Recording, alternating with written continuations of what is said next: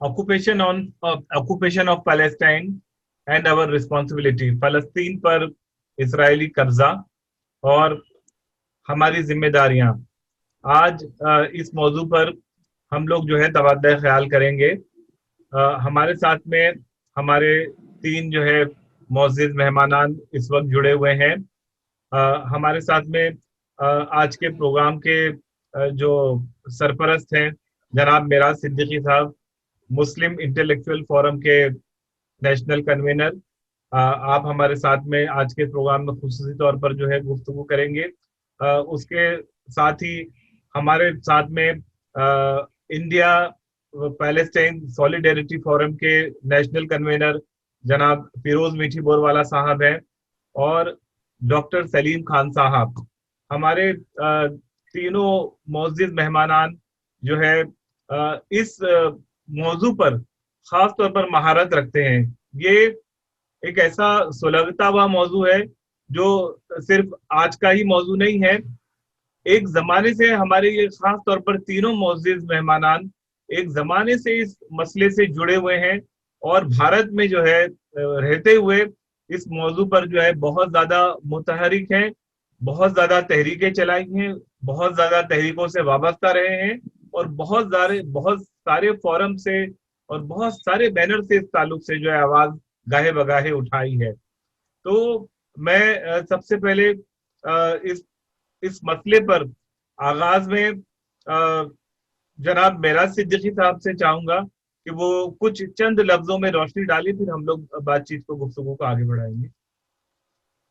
देखिए, ऐसा है कि उर्फ आम में हम लोग जो उर्दू जानने वाले हैं या मुसलमान हैं ज्यादा मसला फलस्तीन कहते हैं। ये असल में मसला फलस्तीन नहीं है। फिरोज भाई से मेरी बात हुई थी, बड़ी अच्छी बात उन्होंने की। मसले फलस्तीन, ये कब्जा फलस्तीन, बिल्कुल ये दुरुस्त फलस्तीन फरमाया पर आपने। जी हाँ, ये फलस्तीन पर नाजायज कब्जा है और इस नाजायज कब्जे को करवाने में एक दो कंट्रीज नहीं, सिर्फ अमेरिका नहीं, सिर्फ बरतानिया नहीं, पूरी यूनाइटेड नेशन ने मिलकर घड़ कर ये साजिश रची और वहां पर यहूदियों का कब्जा करवाया। मजे की बात यह है कि जिस वक्त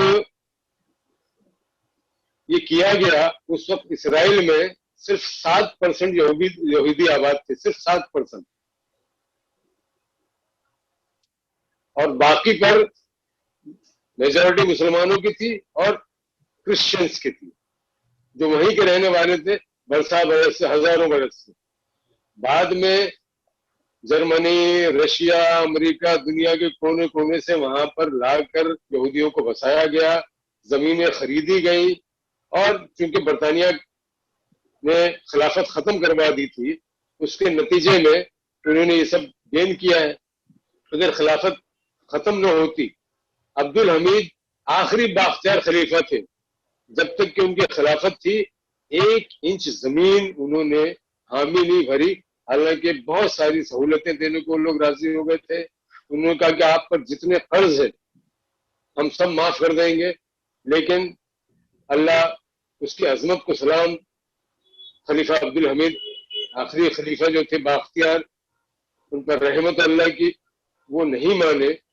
लेकिन जब इन लोगों ने देखा कि भाई सबसे बड़ी आड़, सबसे बड़ा ऑब्स्टिकल तो खिलाफत है, इसलिए उन्होंने साजिश रच के सबसे पहला ये काम किया कि दुनिया से खिलाफत का खात्मा करवाया।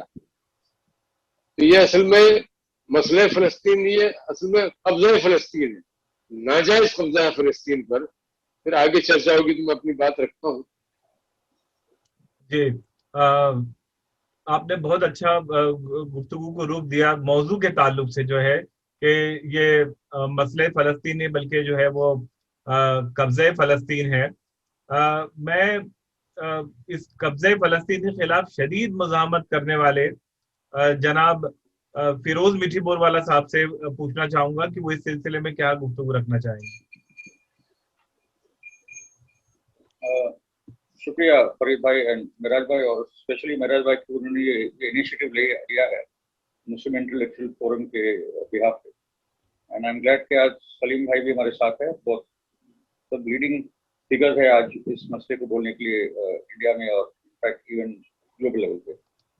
मेराज भाई ने जहाँ से शुरू की वो सही बात है कि लोग बोलते हैं issue of Palestine, problem of Palestine, question of Palestine. अरे भाई, occupation of Palestine essentially occupation is the core issue, वो कोर मसला है जिस पे हमको बात करनी होगी। थोड़े इतिहास में मैं जाऊंगा, बहुत ज्यादा नहीं, वो पुराने इतिहास में जाएंगे, मगर सिर्फ 1860s, 1850s और 60s की हम लोग बात करें कि इस दौर एक्चुअली में क्या हो रहा था। एक तो यूरोपियन साम्राज्यवाद का फैलना उस दौरान चल रहा था, चाहे वो ब्रिटेन का हो, फ्रांस का हो, स्पेन का हो, जर्मनी का हो, और उसी से यूरोपियन जूज एक इंस्पिरेशन ले रहे थे कि जब बाकी की यूरोप की ये ताकतें अफ्रीका और एशिया में कॉलोनीज बना रही है, तो हम भी अपना ये जो प्रॉब्लम है हमारा यूरोप में के क्रिश्चियंस और जूस साथ में नहीं रह सकते, ये एक ज़ायनिस्ट सॉल्यूशन था। ज़ायनिस्टों का मानना है कि जूस किसी भी दूसरे समाज के साथ नहीं रह सकते, हमको हम अलग ही है, हम चोजन है, हम स्पेशल लोग हैं, तो हमारा देश भी अलग होना चाहिए। ये एक्चुअली बहुत ही रेसिस्ट किस्म की आइडियोलॉजी है, और जो जूस को नफरत करते हैं वो भी वही बोलते हैं कि भाई जूस अलग है और वो हमारे साथ नहीं रह सकते और उनको अलग ही दे दो। हाँ फिरोज भाई, ये इनकी आगे सीरियस चर्चा हो सकती है, इसको वक्त है और ये पूरे मसले को समझने की कोशिश है।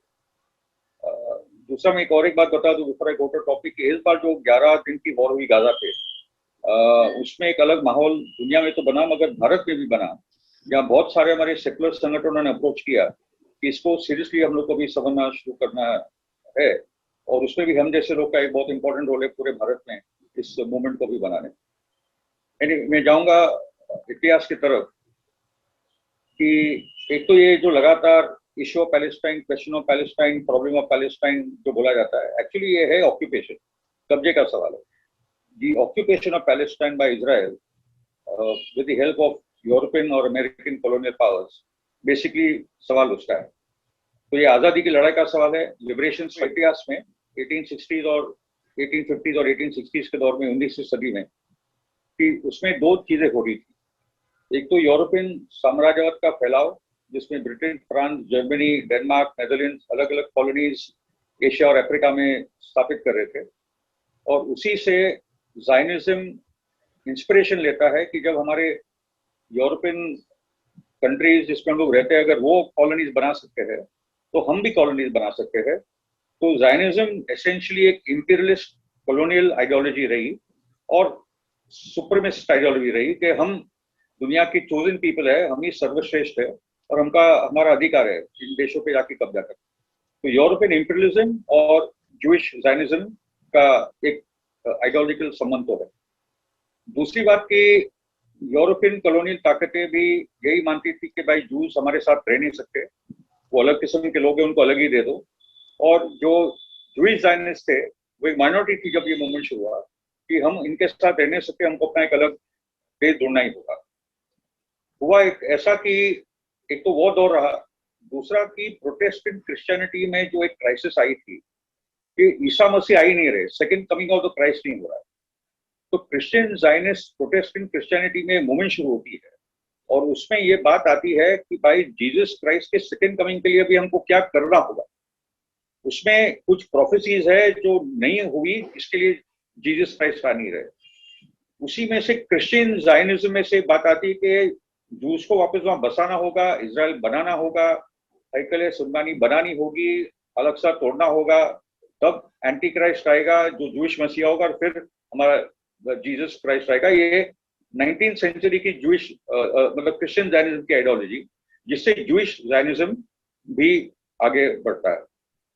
1890s में ऐसा होता है कि रशिया पोलैंड में एंटी जूइश दंगे बहुत भयंकर होते हैं और वहां से बहुत सारे यहूदी वेस्टर्न यूरोप की तरफ, फ्रांस, ब्रिटेन की तरफ जाने लगते। इतने देशों में खरीदा गया और ये लोग ने 78% लैंड वो टाइम पे ले ली थी। ईस्ट जेरूसलम जॉर्डन ने ले लिया, गाजा को इजिप्ट ने ले लिया, लगभग पैलेस्टाइन की कहानी खत्म हो गई। और उसी के बाद 1959 में फतह आता है, यासिर अराफात आता है, पैलेस्टाइन राष्ट्रवाद खड़ा होता है और वहां से नई कहानी शुरू होती है। कैरी ऑन, अभी हम लोग आगे बढ़ते हैं। ये था एक छोटा इतिहास का। मैं आपकी तरफ फिरोज भाई आपकी तरफ दोबारा आऊंगा मैं। बहुत सारे सवालात हैं जो आपसे पूछने, जो हमारे नाजरीन तक के जाएंगे। मैं डॉक्टर सलीम खान साहब से खास तौर पर जानना चाहूंगा, जैसे कि अभी फिरोज भाई ने बताया कि फलस्तीन के मसले की तारीखी जड़ें हैं, है ना, तारीखी भी हैं, मजहबी भी हैं और सियासी भी हैं, बहुत सारी हमारुखी उसके जो इस मसले के पहलू हैं। तो इस ताल्लुक से आप क्या रोशनी डालना चाहेंगे डॉक्टर सलीम खान साहब? हाँ, मजहबी एतबार से अगर हम देखें तो मुसलमानों की, सारी दुनिया के मुसलमानों की 3 मुकद्दस तरीन इबादत गाहें हैं, मसाजिद हैं। इसमें सबसे पहले मक्का मुकर्रमा है, और उसके बाद मदीना मुनव्वरा है, और उसके बाद बैतुल मक़दस, मस्जिद अक़सा है। तो नबी करीम सल्लल्लाहु अलैहि वसल्लम जिस वक्त मक्का मुकर्रमा में थे तो उनके लिए ये बहुत आसान था कि बैक वक्त हरम काबा और मस्जिद अक़सा की जानिब रुख करके नमाज पढ़ें। लेकिन मदीना मुनव्वरा में हिजरत के बाद ये सूरत हाल बदल गई, इसलिए कि एक तरफ मक्का मुकर्रमा था जुनूब मगरिब की तरफ, और ऊपर जो है वो शुमाल मशरिक की तरफ मस्जिद अक़सा। तो नबी करीम सल्लल्लाहु अलैहि वसल्लम ने इब्तिदा में कुछ दिनों तक मस्जिद अक़सा की जानिब जो है वो रुख करके नमाज पढ़ी, और उसके बाद तहवील क़िबला की आयत नाजिल हुई, और फिर नबी करीम सल्लल्लाहु अलैहि वसल्लम ने खाना काबा की तरफ रुख करके नमाज पढ़ना शुरू किया। तो ये तो एक हिस्सा है। दूसरा हिस्सा वो है कि जब इस्लामी फतवाहत हो रही थी तो हज़रत उमर रज़ी अल्लाह ताला अन्हु के ज़माने में मुस्लिम फ़ौजें फ़िलिस्तीन भी गई। शाम को फतेह करने के बाद अगला जो वो था वो फ़िलिस्तीन था। तो वहाँ जो ईसाइयों की हुकूमत थी उस वक्त, तो जब वो लोग शिकस्त खा गए तो उन्होंने कहा कि हम जो है वो मस्जिद अक़सा की चाबी, इसलिए कि मस्जिद अक़सा उनके लिए भी मोहतरम, तो उन्होंने कहा कि हम मस्जिद अक़सा की चाबी जो है वो आपका खलीफा अगर आए तो हम उसके हवाले कर सकते हैं, और ये मामला बगैर जंग के हो जाएगा। तो ये बात मुसलमानों के लिए ज़रा सी अटपटी थी कि इतना लंबा सफ़र करके खलीफा महज इस काम के लिए आए, लेकिन हज़रत उमर रज़ी अल्लाह ताला अन्हु को इसकी खबर दी गई। तो उन्होंने कहा कि हाँ, अगर ये शर्त है उनकी, और ये एक बड़ी बात है कि एक मजहबी मकाम जो है वो बगैर खून खराबे के उसका तबादला हो जाए, जैसा कि मक्का मुकर्रमा का हुआ था। मक्का जब फतेह हुआ तो एक कतरा खून नहीं बहा, और इसी तरह की मिलती जुलती सिचुएशन पैदा हो गई। तो हज़रत उमर रज़ी अल्लाह ताला अन्हु ने सफ़र किया पैदल, और वो सफ़र हम अंदाज़ा लगा सकते हैं कि उस वक्त हवाई जहाज़ नहीं था, ऊँट पर आप गए, और बहुत मशहूर वाक़या है, आपके साथ एक गुलाम था और अदल बदल के वो लोग जाते रहे।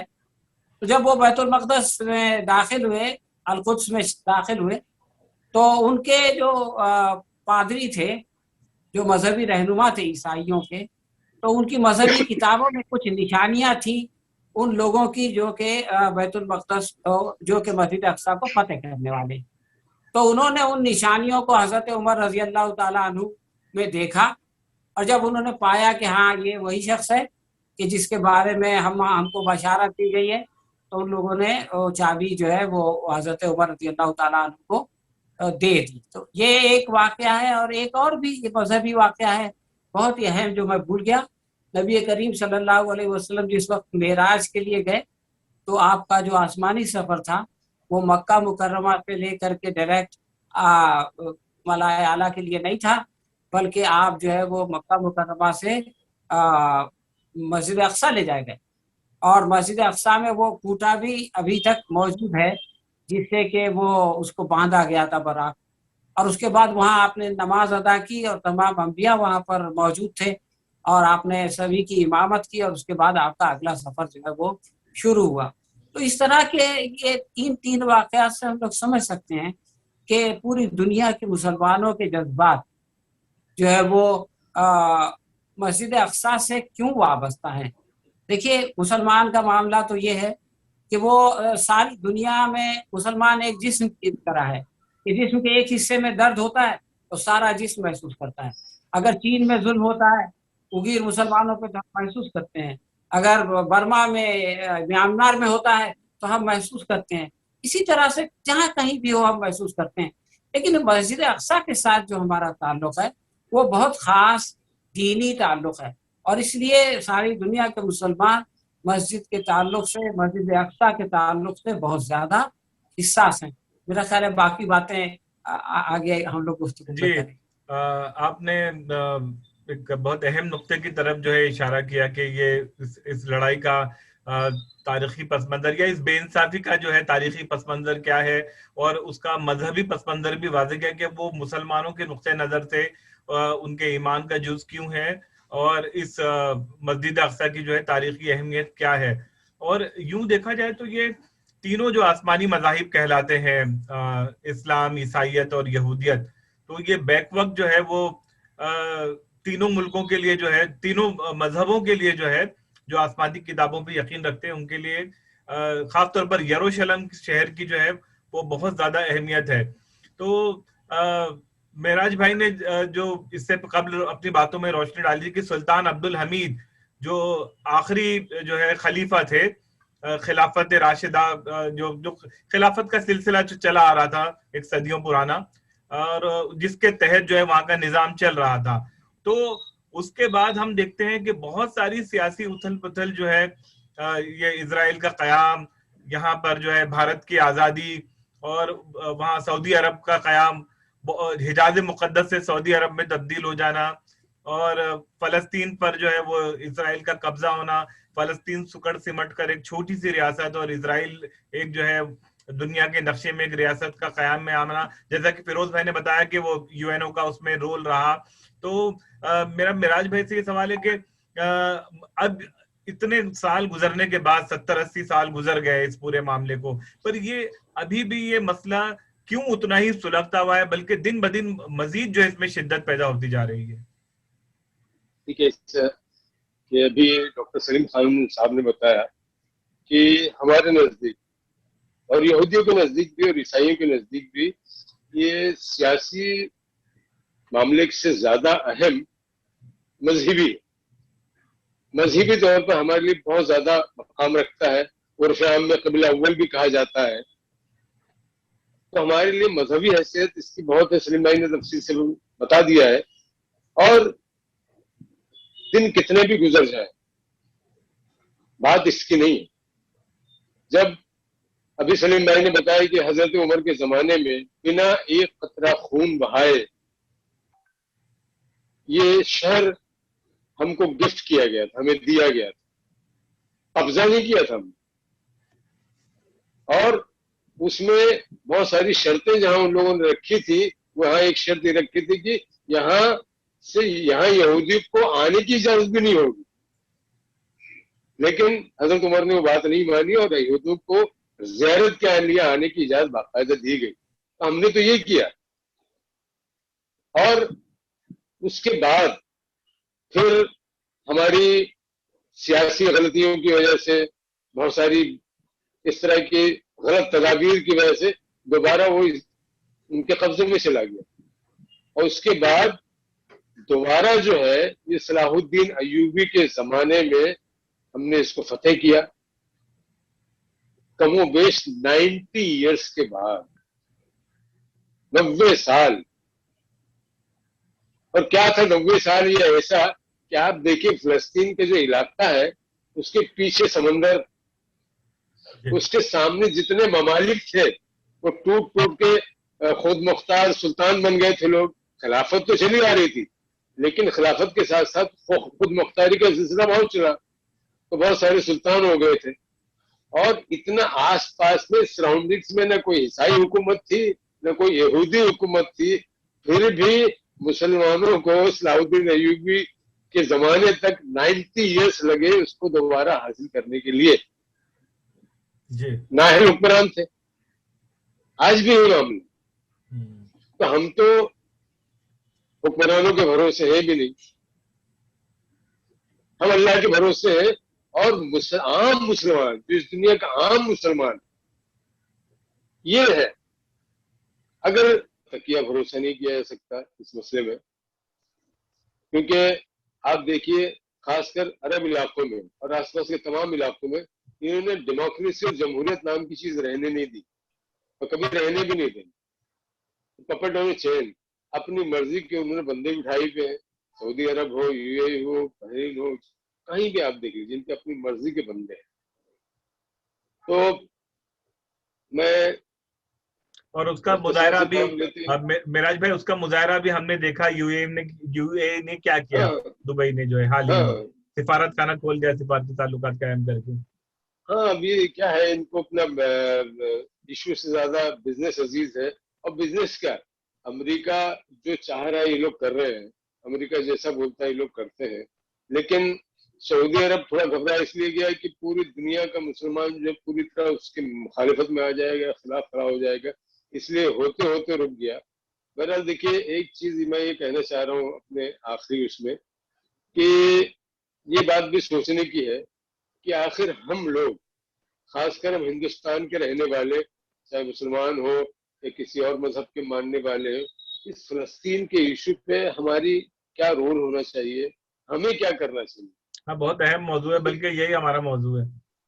हाँ, तो हमको क्या करना चाहिए, हम क्या कर सकते हैं। जाहिर सी बात है, अब वो जमाना तो रह नहीं गया है कि हम घोड़ा तलवार उठा के निकल पड़े और जाके शिरकत करें और जंग लड़ लें। वो जमाना नहीं है, सब कुछ बदल चुका है। अब हम, हाँ, अब हमको करना क्या चाहिए। ऐसा नहीं कि कुछ नहीं किया जा सकता। हिंदुस्तान, भारत के एक इंटरनेशनल लेवल पर एक पहचान है और एक जमाने में ये नॉन अलाइंड मूवमेंट का लीडर रहा है, इसलिए भी इसकी पहचान है। तो हम, और हिंदुस्तान से उठने वाली, भारत से उठने वाली आवाज जो है, ये मायने भी रखती है और ये असर भी डालती है। तो हमको यहाँ बैठकर मेरे ख्याल से कि इस मौजू पर इस तरह के प्रोग्राम्स करते रहना चाहिए, वेबिनार करते रहना चाहिए। आजकल लॉकडाउन है तो सड़कों पर उतरकर हम आंदोलन नहीं कर सकते, लेकिन कम से कम लॉकडाउन में जहां बहुत सारे नुकसान हुए, एक फायदा हुआ कि सोशल मीडिया का इस्तेमाल अच्छे कामों के लिए कैसे किया जाए, जिसमें पैसा भी कम खर्च हो और बात भी लोगों तक ज्यादा पहुंच जाए, इसका बड़ा फायदा हुआ है। तो मैं चाहता हूं कि इस तरह के इश्यूज पर और हम वेबिनार करते रहें। नौजवानों के लिए अलग से वेबिनार कर लिया जाए, पॉलिटिशियंस के लिए अलग वेबिनार, कि यहाँ का पॉलिटिशियन जो कम से कम भारतीय जनता पार्टी के मरकज में, केंद्र में आने के बाद और यहाँ बहुत ज्यादा आने के बाद यहाँ इसराइल से दोस्ती का मामला बहुत बढ़ रहा है, क्योंकि उसको भी वो लोग धर्म से जोड़ रहे हैं। इनका तो एक ही चीज है ना, मुसलमानों के ताल्लुक से जो बात होगी वो उससे दुश्मनी निभाएंगे। इसराइल मुसलमानों का दुश्मन है तो ये भी दुश्मन दोस्त हो जाता है। तो ये मसला, हाँ, तो ये मसला ये है कि हमको, और यहाँ का जो आम आदमी है उसे बहुत ज्यादा अभी इस इश्यू को पता ही नहीं है, लेकिन जब बहुत सारी इस तरह की कोशिशें हमने की और लोगों तक बात बताई तो लोगों को हैरत भी होती है और लोग जो है वो साथ देने को तैयार भी होते हैं। पिछले दिनों जब मामला बहुत ज्यादा उठा था, गाजा पे हमला हो रहा था, उस वक्त हम लोगों ने इसराइल कॉन्सुलेट पर मोर्चा लेकर गए थे। आपको अर्ज होगी कि इस मोर्चे में मोर देन 70% हमारे नॉन मुस्लिम भाई थे। मोर देन 70% नॉन मुस्लिम भाइयों ने हमारे यहाँ पर साथ दिया था। तो यहाँ भी हमको लोगों को बनाने के लिए, उनको बताने के लिए कि असल में फलस्तीन का इशू क्या है, किस तरह वो हमारे साथ आ सकते हैं, तो बहुत सारे प्रोग्राम्स हमको करने पड़ेंगे। और ऑनलाइन प्रोग्राम के जरिए भी बहुत बड़े बड़े काम हम किए जा सकते हैं, कॉलेज स्टूडेंट्स के लिए, टीचर्स के लिए, सोशल एक्टिविस्ट्स के लिए, पॉलिटिकल पार्टीज के लिए, मजदूर संगठन, हमारे फिरोज भाई ने भी देखा होगा, मजदूर संगठनों ने भी फलस्तीन के इश्यू पे बढ़ चढ़ के हिस्सा लिया है, आइंदा भी हिस्सा ले सकते हैं। तो मैं समझता हूँ कि भारत के लोग और भारत में रहने वाला मुसलमान हो या और धर्म के मानने वाले हो, उनको अगर हम लोग ये इश्यू को लेके जाएंगे ऑनलाइन वेबिनार के जरिए, डिस्कशन के जरिए, सिंपोजियम के जरिए, तो इश्यू को समझेगा भी और हमारा साथ भी देगा। और इंटरनेशनल लेवल पर जो दबाव हमको इसराइल पे बनाना चाहिए, जो दबाव यूएन पे बनाना चाहिए, वो दबाव बनाने में आज नहीं तो कल हम लोग कामयाब हो सकते हैं। जी मिराज भाई, आपने जो है वो बिल्कुल दुरुस्त फरमाया और हमने उसका मुजाहरा देखा। खास तौर पर जो नौजवान तिबका है, स्टूडेंट का तिबका है, हम लोग समझा समझा के थक जाते थे कि ये कब्जा फलस्तीन, मसले फलस्तीन क्या है, या इसराइल को जो है हम लोग क्यों एक जो है फासिस्ट स्टेट मानते हैं, एक गासिब रियासत मानते हैं, गजब की भी रियासत। तो लोग समझ नहीं पाते थे। लेकिन ये जो सोशल मीडिया ही है कि जिसकी बदौलत जो है जबरदस्त तरीके से इस मर्तबा मैंने जितना नौजवानों में जो जोश व खरोश देखा, जितना नौजवानों को इस बार इश्यू से जुड़ते हुए देखा, जितना जो है व्हाट्सएप ग्रुप्स पर और इंस्टाग्राम पर, हर जगह फेसबुक पर एक सैलाब सा आया हुआ था। और मैंने देखा कि लोगों ने जो है वो अपना स्टेटस डाला हुआ था जो है मस्जिद अक्सा को और फलस्तीनियों को, और फलस्तीनियों के जो है वो मुख्तलिफ ग्रुप्स के जो है उनके जंग के दौरान के मनाजिर। तो फिरोज भाई, आप इस बात पर रोशनी डालिएगा कि ये जो नौजवान तिबका है, खासतौर पर आप इस जमाने से कोशिश कर रहे हैं भारत में खासतौर पर अवेयरनेस लाने के लिए, तो इसमें भारत में नौजवान तिबके में और अक्रॉस द रिलीजन, ऐसा नहीं है कि खाली मुसलमानों का मजहबी मामला है। और इसमें मैंने आपको देखा है कि आपके साथ दलित ग्रुप भी बहुत सारे जुड़े हुए हैं, हमारे बाएं बाजू के भाई जो है लेफ्टिस्ट हजरात, वो भी काफी हद तक के जुड़े हुए हैं। तो ये मुख्तलिफ मजहब के लोगों को इंसानियत के नाम पर और तारीखी बेइंसाफी के नाम पर जोड़कर किस तरीके से भारत में इस मूवमेंट को और मजबूती से और तकवीत दी जा सकती है? तो एक तो है ये मूल निवासी का सवाल। दूसरी ये बात है कि हिब्रूज ने तो कॉन्क्वेस्ट किया था, वो आक्रामक थे, और वो प्रॉब्लम हमारे लिए है कि कहीं ना कहीं इस्लामिक अंडरस्टैंडिंग में जोशुआ नबी का जो रोल है, या दूसरे जो हिब्रूज की जो हम लोग बात करते हैं, मगर वो उन्होंने आक्रमण करके इस जगह पर ये लिया था, और ये हम लोग को एक चर्चा उस पर करनी होगी। और खास करके जो ओल्ड टेस्टमेंट में, तोरा में जो डुएट्रोनॉमी और जोशुआ वाली जो किताब है वो भयंकर है, क्योंकि प्रॉब्लम और एक है ओल्ड टेस्टमेंट के शुरुआत में कि उसमें जो यावे है वो इजराइल के 12 कबीलों का देवता है। He is not the God of humanity, वो इजराइल का एक खुदा है, इजराइल का भगवान है, इजराइल का अल्लाह है, जो भी आप उसको बोलो, मगर वो बेसिकली इजराइल के देवता होते हैं और बोलते कि तुम इस जमीन पे जाओ और उन लोगों को निकाल दो। तो वो रब्बुल आलमीन नहीं थे। पॉइंट ये है कि बाद में ईसा नबी आते हैं। ईसा नबी ये पूरे जुइश, और उसमें भी और एक इंटरेस्टिंग बात बता दूं, एक बहुत ये सवाल पूछना था मुझे कि भारत दुनिया में जो है, चाहे भारत में हुकूमत किसी भी पार्टी की रही हो मरकज में, लेकिन भारत की एक जो है तारीखी तौर पर अहमियत रही है। भले भारत सिक्योरिटी काउंसिल में जो है उसका मुस्तकिल रुकन नहीं है, लेकिन उसकी वोट की हमेशा से अहमियत मानी जाती है। यूएनओ में भी देखा जाता है कि भारत जो है किस मसले पर जो है किसके खिलाफ वोटिंग कर रहा है या एब्सटेन कर रहा है, एक बड़ी आबादी की नुमाइंदगी होने के नाते। उसी तरीके से भारत में मुसलमानों की भी आबादी जो है दुनिया की एक बड़ी तरीन आबादी है। यहाँ सेंसस या डेटा जो है वो पूरी तरीके से बताया नहीं जाता। इंडोनेशिया को बताया जाता है कि वहाँ नंबर 1 आबादी है, मुमकिन है कि यहाँ पर भी भारत ही नंबर 1 आबादी में हो।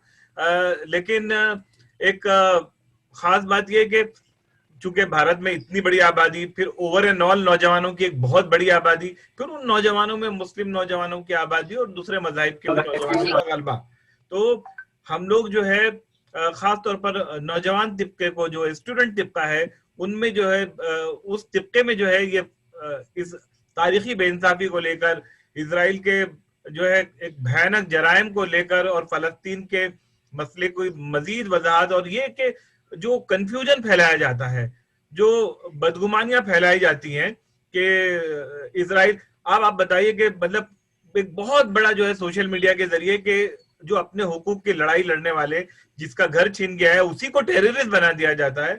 तो ये हम लोग किस तरीके से जो है ये इन बदगुमानियों को दूर करें और फलस्तीन के हक में, इंसाफ के हक में रास्ते हमवार करें? देखिए, ये जो सवाल आपने किया इसका जवाब तो फिरोज भाई ने दे दिया।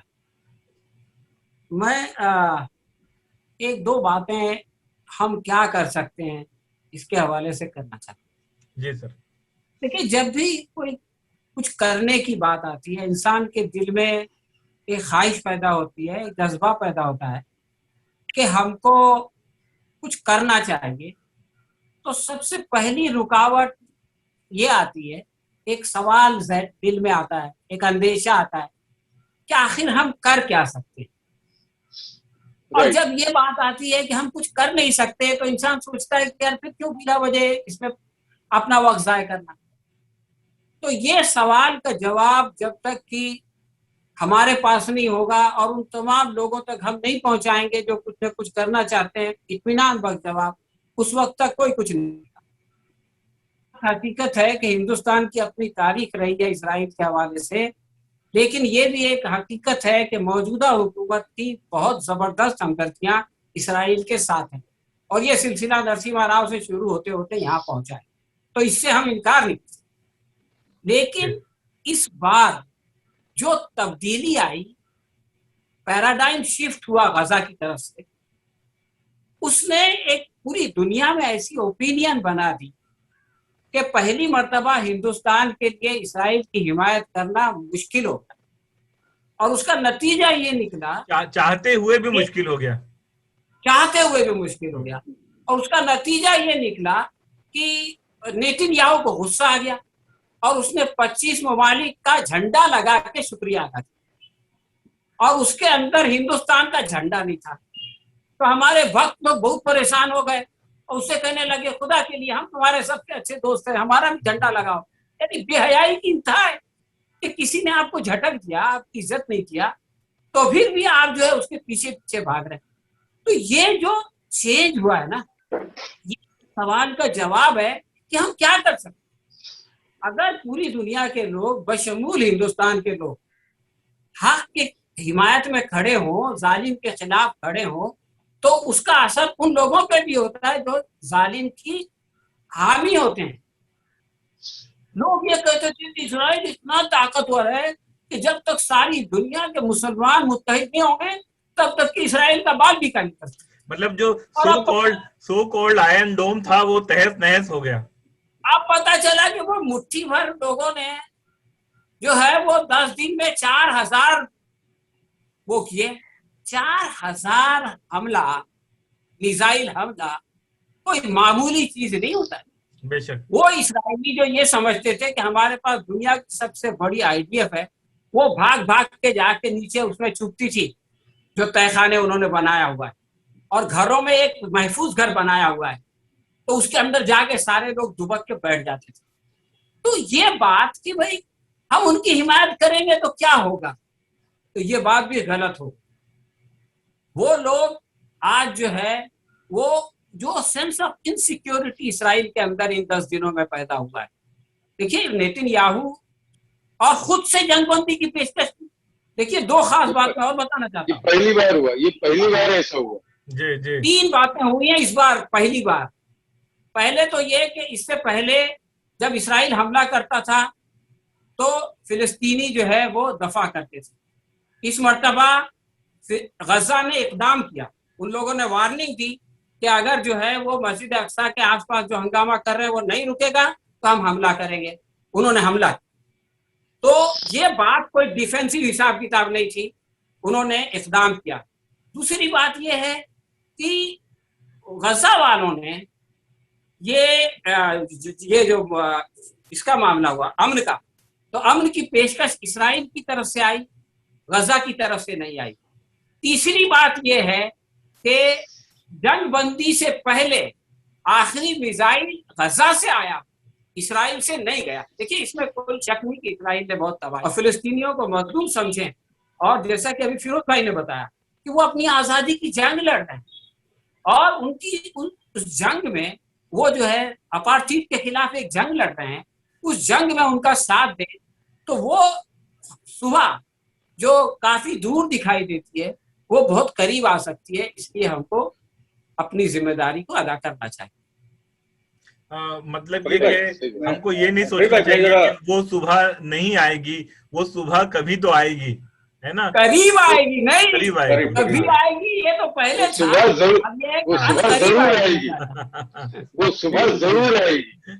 बिल्कुल। तो उस सुबह के आने में जो है हम लोगों का यहाँ भारतवासियों का क्या रोल हो, उसी को लेकर हम लोग खास तौर पर जो है आज यहाँ पर गुफ्तगू करने के लिए बैठे।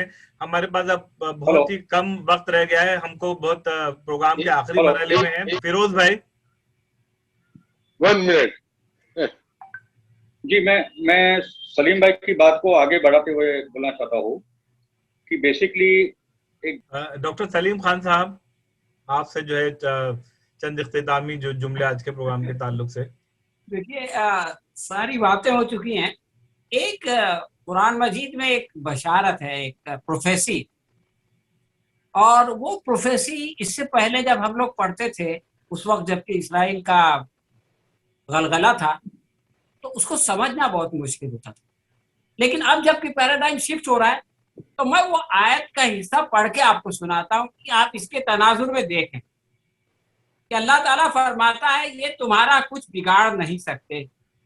यानी जो यहूदी रेशा दवानियां करते थे नबी करीम सल्लल्लाहु अलैहि वसल्लम के जमाने में, राज उनके बारे में कहा जा रहा है कि ये तुम्हारा कुछ बिगाड़ नहीं सकते, ज्यादा से ज्यादा बस कुछ सता सकते।